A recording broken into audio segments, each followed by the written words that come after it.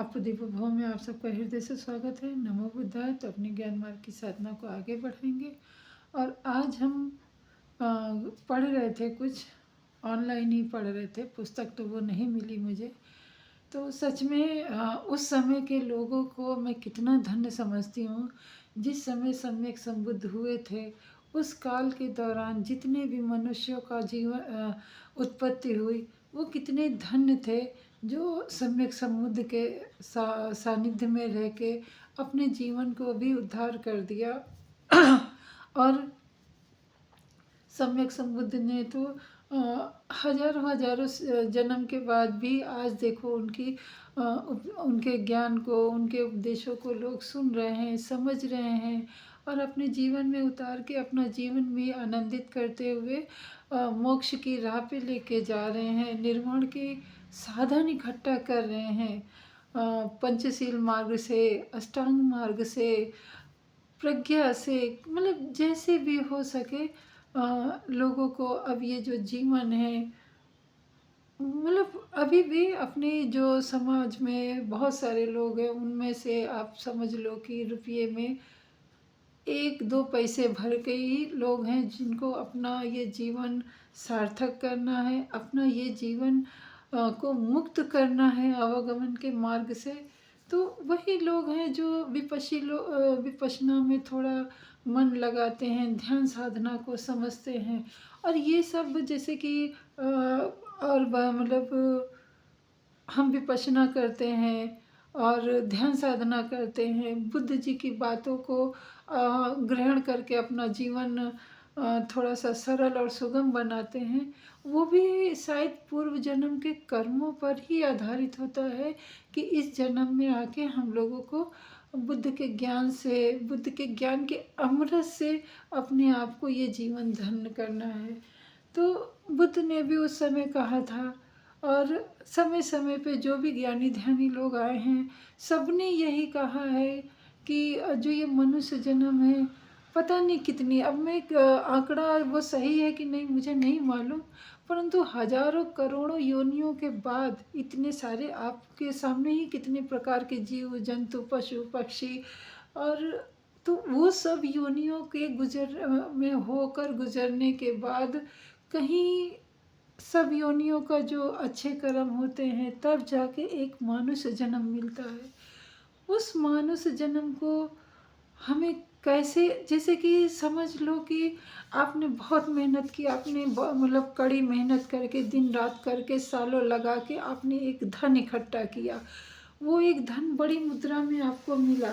अब आप वो बड़ी मुद्रा का धन, इतनी जो मेहनत से आपने धन पाया है, वो धन को कैसे आप व्यय करोगे, मतलब खर्च करोगे, कैसे संचय करोगे, ये आपकी उस समय बुद्धि पर निर्धारित करता है कि आप उस धन को जैसे कि व्यवसाय में, जैसे जुआ खेलना, दारू पीना, या फिर और गलत धंधों में लगाना, या सट्टाबाजी करना, या फिर आजकल तो वर्तमान में लॉटरी भी चल रहा था, ये सब खेलना, या फिर अपने शौक संसाधनों पे वो पैसे लुटा देना, या फिर उन्हीं पैसों से कुछ ऐसा करना कि आप हैं तब तक भी वो आपका काम करे, और जब नहीं रहे तब भी वो चीज़, आपका जो वो कमाया हुआ धन है, आपकी ख्याति दिन दूनी रात चौगुनी बढ़ाती रहे।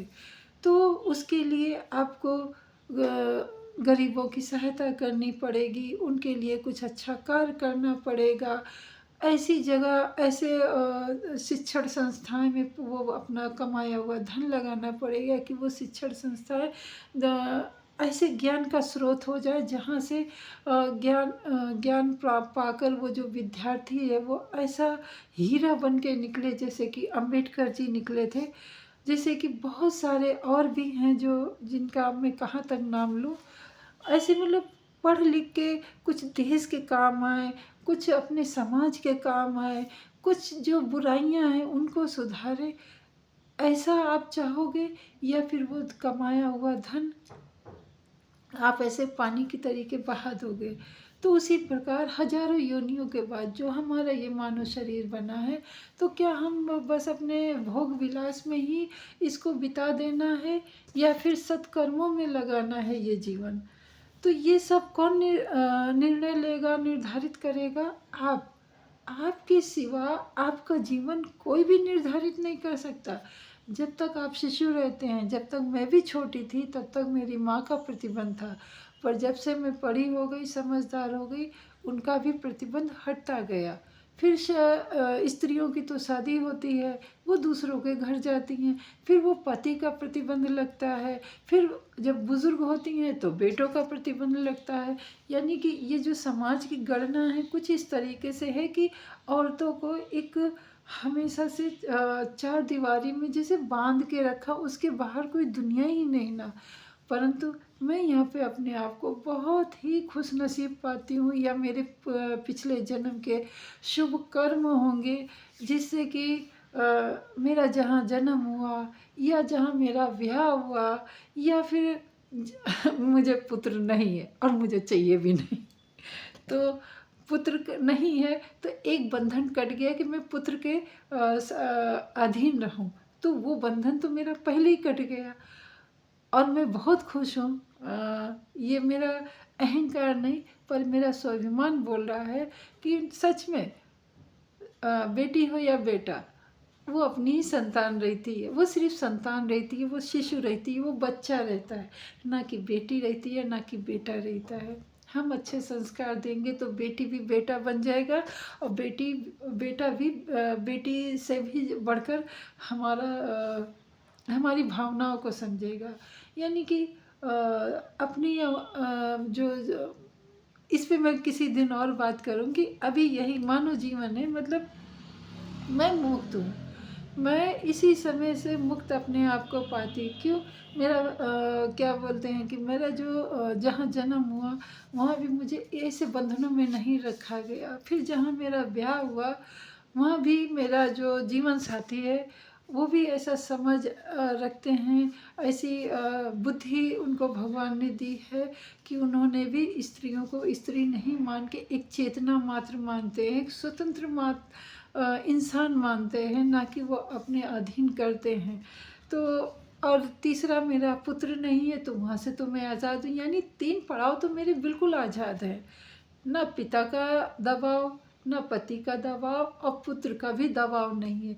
तो रहा कहाँ? यानी मैं स्वतंत्र हूँ। जब मैं स्वतंत्र हूँ तो क्यों ना अपना जीवन सार्थक रखूँ, ये मेरी सोच है। तो इसी प्रकार हर व्यक्ति स्वतंत्र होना चाहिए और अपना जीवन एक ऐसे सुमधुर रास्ते पे लेके जाना चाहिए, एक ऐसे सुशोभित बोल लो, मतलब सुंदर रास्ता बोल लो, जहाँ आत्मा को, अपने मन को अपार शांति मिले, जहाँ पे आपका मन इतना द्रवित हो जाए, आपका मन इतना करुणा से भर जाए कि आप हर जीव में अपने आप को देखो। अगर आपको कुछ लगता है तो कैसे आँख में आंसू आ जाते हैं, कैसे आपका दिल एकदम रो पड़ता है। ऐसे ही जब आपका हृदय करुणा से भर जाएगा तो आप किसी का भी दुख दर्द नहीं बर्दाश्त कर पाओगे। उसका दर्द लगेगा आपका दर्द है, उस आप सोचोगे कि इसका दर्द कैसे दूर हो। जब इस प्रकार का समाज में लोग अधिक से अधिक होंगे तभी तो समाज सुधरेगा, तभी तो समाज से देश सुधरेगा। तो देश को सुधारने से पहले हमें कहाँ सुधार करना है? अपने आप को सुधारना है। अपने आपको जब सुधार लेंगे तो परिवार सुधरेगा, परिवार सुधरेगा तो हमारा पड़ोस सुधरेगा, पड़ोस से हमारा समाज सुधरेगा। इस प्रकार हमारा दायरा बढ़ता ही जाएगा, बढ़ता ही जाएगा, और एक दिन ऐसा आएगा कि सच में सब करुणामयी हो गए हैं और उस जगह मन शांत हो जाएगा। अभी आप देख रहे होंगे वर्तमान में, क्षमा करना मेरे आंसू आ जाते हैं, तो आप देख रहे होंगे कि समाज में किस तरीके से मारा ने अपना कब्जा कर रखा है। हर एक मन को किसी न किसी प्रलोभन से उसने ऐसे पकड़ के रखा है। तो मारा से तो कोई दूसरा नहीं छुड़ा पाएगा, उसको तो अपने आप के आपके कर्म ही मुक्ति दिला पाएंगे। और आपका जो विपश्ची मन है, आपका जो विपश्ची मस्तिष्क है, जो ध्यान साधना है, वही आपके ये बंधनों को काटने में मदद करेंगे। बाकी और कोई भी ज्ञान ना ध्यान ना पूजा पाठ हवन इत्यादि से कुछ नहीं होने वाला है। एक बार ये अनुभव तो करके देखिए। तो मिलते हैं अगली वीडियो में, तब तक के लिए नमो बुद्धाय, मंगल हो आपका भी, हमारा भी और सृष्टि के समस्त प्राणीजनों का। और समग्र करुणा ही करुणा हो।